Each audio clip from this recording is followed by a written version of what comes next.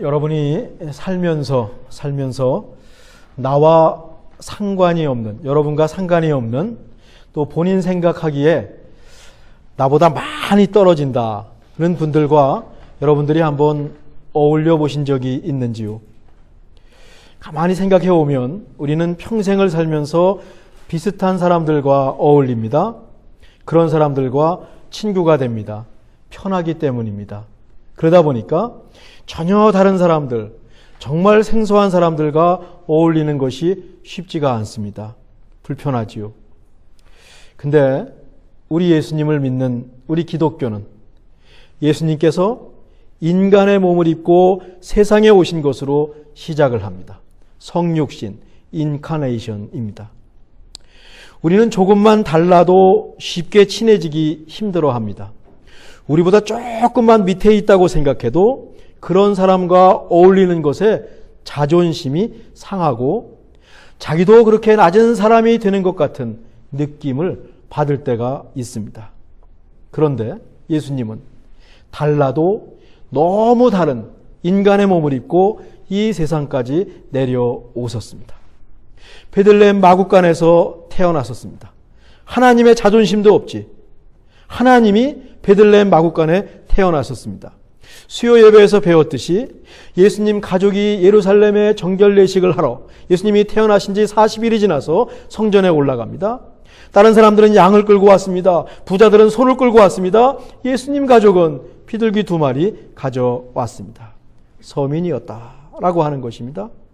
원래 하나님이신데, 원래 창조주의 자리에 계신 분인데 한없이 낮아지셨습니다. 어쩌면 하나님 입장에서는 굉장히 불편한 자리로 오셨는데 그 불편한 사람들, 우리 인간을 사랑하셨기 때문에 기꺼이 이 자리까지 내려오신 것이죠. 기독교는 이렇게 시작을 합니다. 오늘 우리가 읽은 히브리서 2장 14절인데 우리 함께 읽어보실까요? 자녀들은 혈과 육에 속하였음에 그도 또한 같은 모양으로 혈과 육을 함께 지니심은, 자녀들은 우리를 비롯한 하나님 백성들입니다. 모든 인간은 혈과 육에 속한 몸, 바디를 입었습니다. 그도 예수님이십니다. 예수님도 또한 같은 모양으로, 여기 헬라어는 똑같은 모양으로, 아주 똑같은 모양으로 혈과 육을 함께 지니시면서 세상에 오셨다라고 말씀합니다. 우리와 똑같은 인간의 몸을 입으셨습니다. 하나님께서 인간의 몸을 입고 오셨습니다. 성육신이죠. 이것을 두고 사도 바울은 다음과 같이 찬양했습니다. 빌립보서 2장 5절 8절입니다. 너희 안에 이 마음을 품으라. 곧 그리스도 예수의 마음이니 그는 근본 하나님과 본체시나 하나님과 동등됨을 취할 것으로 여기지 아니하시고 오히려 자기를 비워 종의 형체를 가지사 사람들과 같이 되셨고 사람의 모양으로 나타나사 자기를 낮추시고 죽기까지 복종하셨으니 곧 십자가에 죽으심이라. 익숙한 말씀입니다. 그런데 잠시 멈춰서 예수님의 입장이 되어서 예수님이라고 생각을 하고 이 말씀을 한번 읽어보십시오. 예수님의 낮추심이 느껴집니다. 우리 같으면 죽어도 못할 것 같습니다. 나보다 조금만 달라도 난 저 사람과 어울릴 수 없어. 나보다 조금만 낮아져도 괜히 내가 낮아지는 것 같고. 그런데 예수님은 인간의 몸을 입고 오셔서 죽기까지 복종하셨습니다. 야, 이게 기독교입니다. 이렇게 살아야 되는데 우리가 그래야 그리스도인이라고 조금이라도 말할 수 있는데 말이죠. 히브리서 2장 14절과 15절을 우리 함께 읽으실까요? 자녀들은 혈과 육에 속하였음에 그도 또한 같은 모양으로 혈과 육을 함께 지니심은 죽음을 통하여 죽음의 세력을 잡은 자 곧 마귀를 멸하시며 또 죽기를 무서워함으로 한평생 매여 종노릇하는 모든 자들을 놓아주려 하심이니. 예수께서 우리와 같은 육체로 세상에 오신 이유가 두 가지가 있습니다. 하나는 인간의 몸을 입고 오셔서 죽음의 세력을 손에 쥐고 있는 마귀를 멸하시기 위해서 이 세상에 인간의 옷을 입고 오셨습니다. 죽음의 세력은 누가 갖고 있습니까? 마귀의 손이, 마귀가 흔들고 있는 것이 곧 죽음의 세력인데 그것을 멸하시기 위해서 세상에 오셨다라고 하는 것입니다. 마귀가 주관하는 죽음을 죽음으로 이기셨습니다. 죽음을 통하여 죽음의 세력을 잡은 자 곧 마귀를 멸하시며, 두 번째 오신 이유는 뭔가 하면 죽기를 무서워함으로 죽음에서 벗어나지 못하고 평생 동안 죽음의 종노릇하는 모든 자들을 죽음의 공포에서 풀어주려고 인간의 몸을 입고 세상에 오셨습니다. 죽음에 매여 사는 것은 마귀에게 종노릇하는 겁니다. 그런데 죽음을 극복하는 것이 쉽지가 않습니다. 이 죽음이라는 놈이 솔직히 만만치가 않습니다. 사람은 죽음 앞에서 가장 나약해지는 것 같습니다. 속수무책입니다. 그러니 평생 죽음의 공포를 갖고 살지요. 여기서 해방시켜주기 위해서 예수님께서 인간의 몸을 입고 오셨다라고 하는 것입니다. 그렇다면 예수님을 믿는다면 우린 죽음을 뛰어넘어야 맞겠습니다. 자녀들은 혈과 육에 속하였으며 그도 또한 같은 모양으로 혈과 육을 함께 지니고 오심은 죽음을 통하여 죽음의 세력을 잡은 자 곧 마귀를 멸하시며 또 죽기를 무서워함으로 한평생 순간순간 죽음에 매여 종노릇하는 모든 자들을 놓아주려 하심이라. 그러니까 예수님을 믿는다는 것은 죽음을 뛰어넘는 겁니다. 죽음마저도 캐쳐 되시는 그 하나님께 던지고 맡기는 것이 예수님을 믿는 것이지요. 죽음을 하나님께 맡길 수 있다면 다른 것은 쉽게 맡길 수 있을 것 같습니다. 그렇지 않습니까? 죽음을 하나님께 맡길 수 있다면 다른 것은 다 맡기죠. 뭘 못 맡기겠습니까? 우리가 매사에 맡기는 훈련이 꼭 필요합니다. 예수님을 마음에 모시고 예수님을 바라보면서 믿음으로 사는 것이 예수님께 맡기고 사는 겁니다. 죽음 너머에 있는 소망을 꼭 붙들고 가는 순례길이 맡기고 사는 그리스도인의 모습입니다. 거기에 그치지 않고 순간순간 가까운 가족, 친지들, 이웃을 사랑하는 것이 하나님께 맡기고 사는 그리스도인의 모습입니다. 마지막까지 남는 것은, 영원한 것은 주고받는 사랑밖에 없습니다. 우리 마음속에 기억된 사랑, 이건 영원히 기억될 것입니다. 지난 한 주간 얼마나 사랑을 주고 사랑을 받으셨는지요. 이것만 남습니다. 철로 역정의 주인공 크리스천에게도 죽음은 공포였습니다. 세상에 그냥 있으면 세상이 망한다라고 하는 것을 장망성, 장차 망할 성이라는 것을 성경을 통해서 깨달았습니다. 여기 있으면 죽는구나. 장차 망할 성을 등지고 영원한 생명이 있는 천국을 향해서 순례길을 떠난 그 길이 바로 철로 역정입니다. 근데 그 길이 말 그대로 좁은 길입니다. 쉽지 않았는데 중간중간에 숨 쉴 곳이 있어요. 그곳에 가면 하나님께서 말씀하시는 겁니다. 내가 너와 함께한다. 너를 버리지 않았다. 나만 믿고 가라. 우리 신앙생활을 하다 보면 이런 곳이 꼭 나옵니다. 하나님께서 예배해 놓으신 쉼터, 스태핑 스톤, 이거 디디고 올라서라고, 내려가지 말라고 하나님께서 중간중간 만들어 놓으신 디딤돌, 이 쉼터와 디딤돌을 디디면서 우린 신앙의 순례길을 가지요. 그런데 쉼터라고 해서 그곳에 털썩 주저앉아 있으면 이건 너무 위험하다라고 했습니다. 멈추면 안 된다. 크리스천도 쉼터에서 깊은 잠에 빠지지 않습니까? 그곳에 두루마리를 두고 왔습니다. 지난주 거기까지 끝났죠. 두루마리를 두고 왔습니다. 크리스찬은요, 두루마리를 두고 온지도 모르고 길을 떠나요. 그러니까 잠이 덜 깼습니다. 그래도 잠이 덜 깬 상태라도 너 자면 안 되지, 빨리 가야지 라는 깨달음이 있을 때 얼른 일어나서 비틀비틀 거리면서라도 앞으로 나가는 것이 이게 또 믿음입니다. 이게 믿음입니다. 앞에서 두 사람이 막 허겁지겁 달려오고 있어요. 길이 너무 험하다는 겁니다. 게다가 길 옆에 가면 사자 두 마리가 웅크리고 있다는 거예요. 사자가 으르렁거린답니다.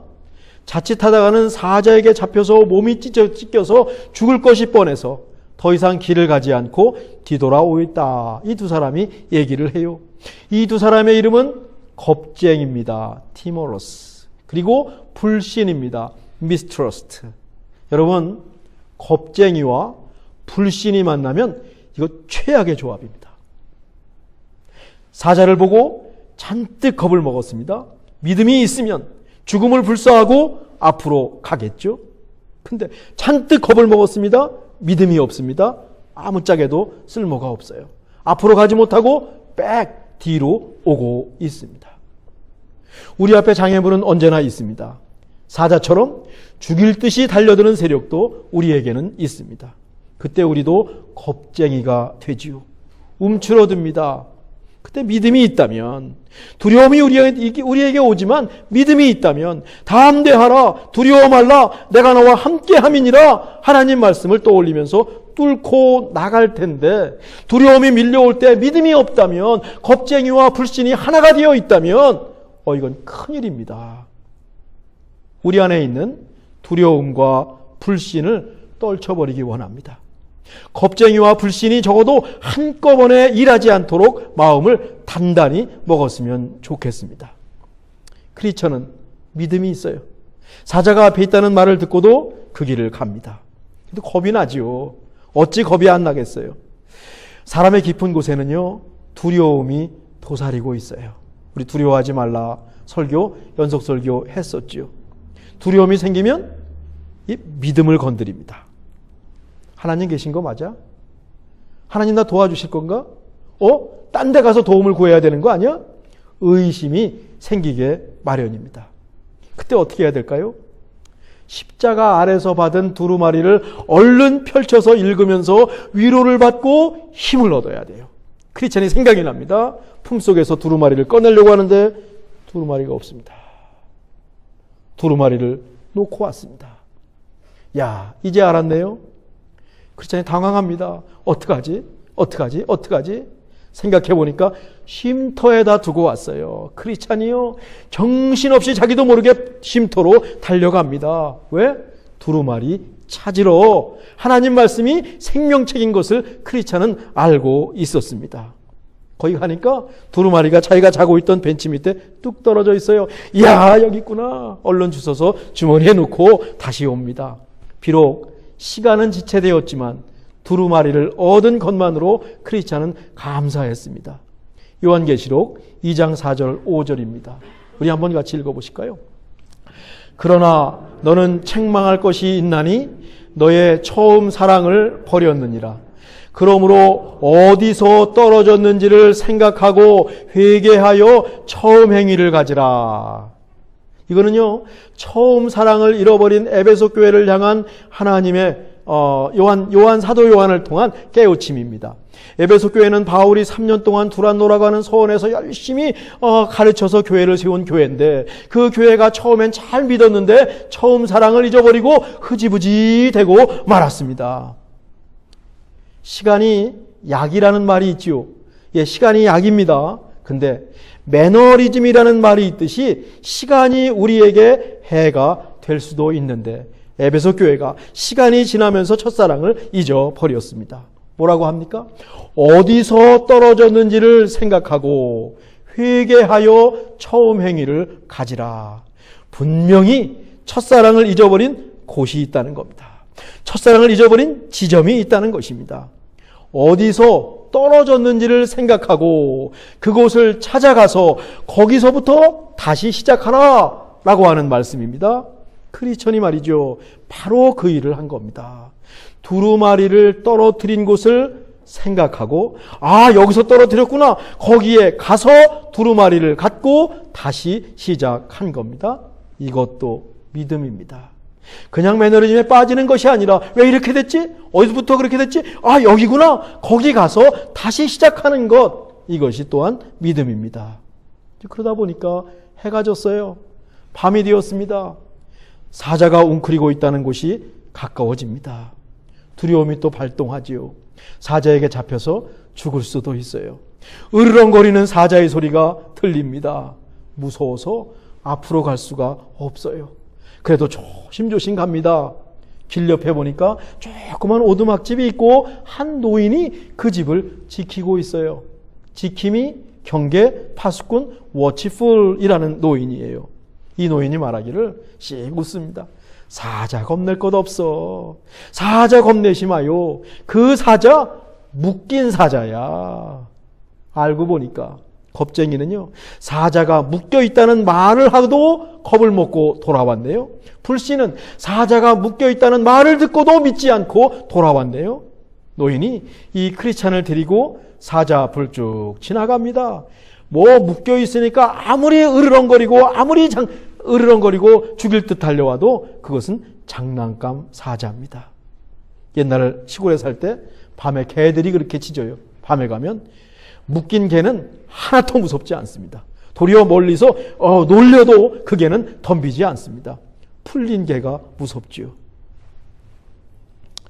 우리도 앞에 있는 사자가 두려워서 앞으로 나가지 못하고 주춤거릴 때가 있어요.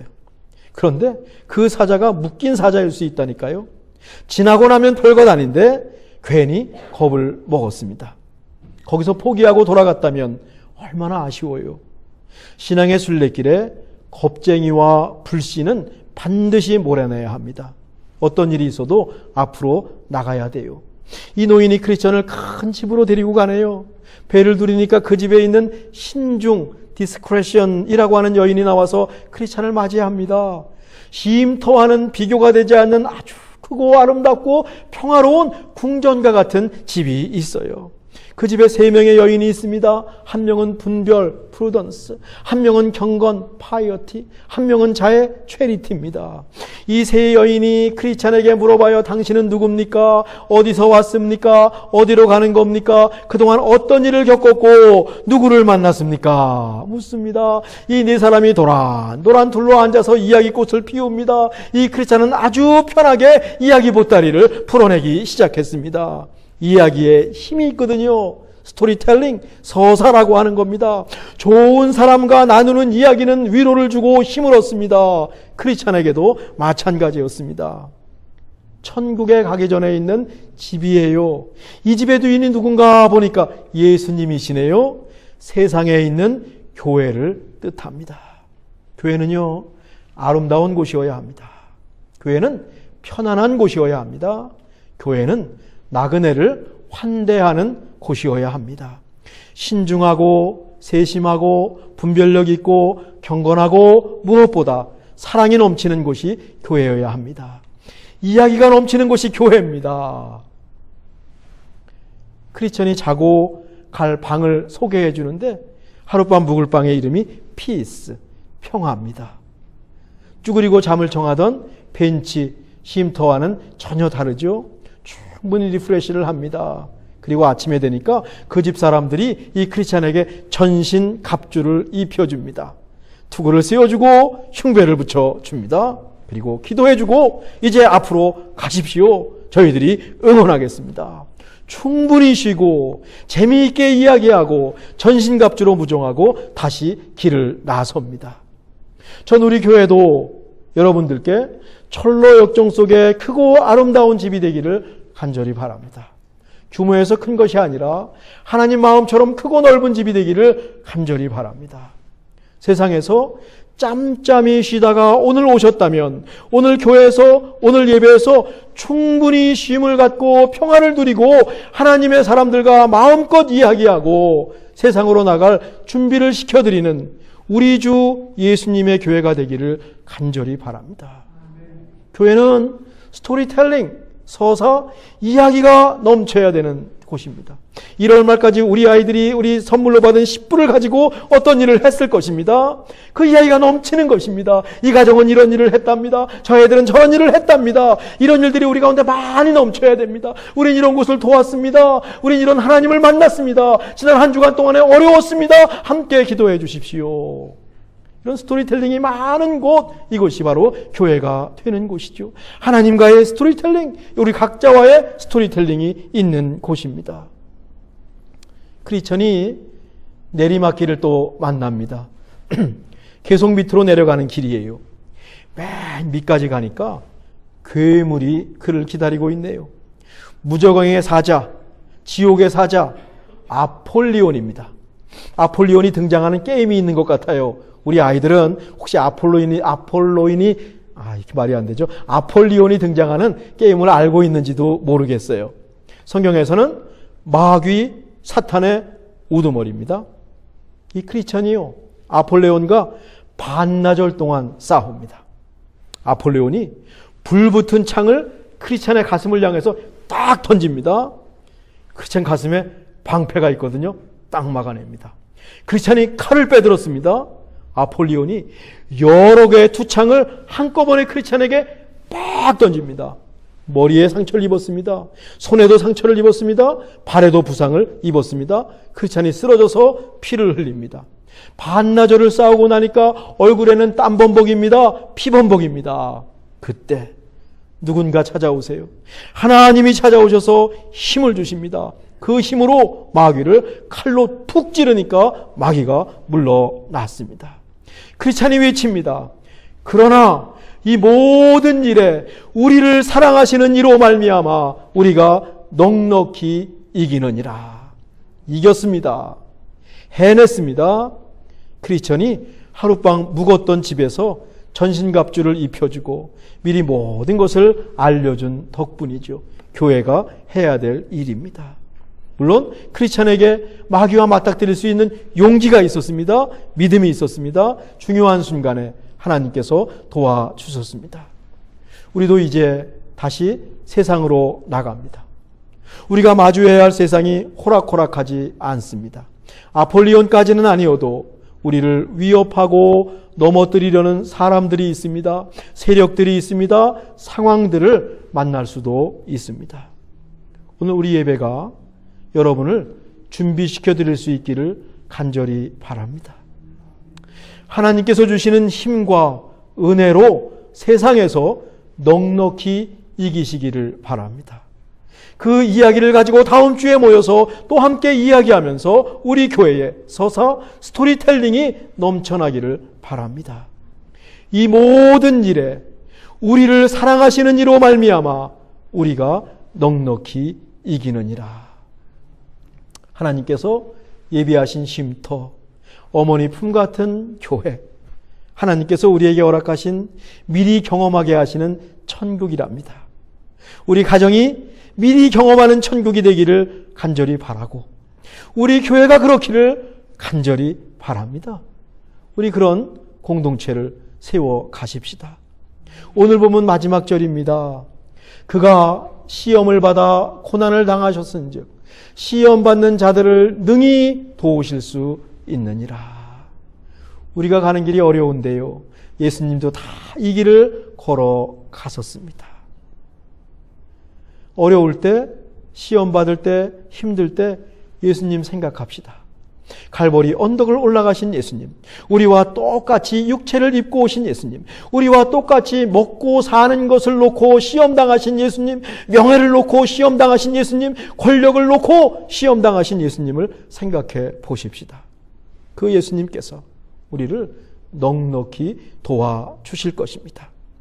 믿음에, 예수님을 믿는 믿음에 힘이 있습니다. 아무리 어려워도 소망 잃지 말고 무엇보다 사랑하면서 한 주간 살아갑시다. 기도하겠습니다. 하나님, 우리 안에 있는 두려움과 불신을 없애 주십시오.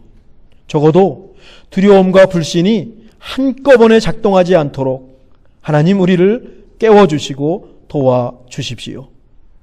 우리 교회가 참비 식구들과 참비 식구들에게 피난처가 되게 하시고 편안한 쉼터가 되게 하시고 세상을 향하는 참비 식구들께 힘과 지혜를 드리는 주님의 교회가 되게 하옵소서.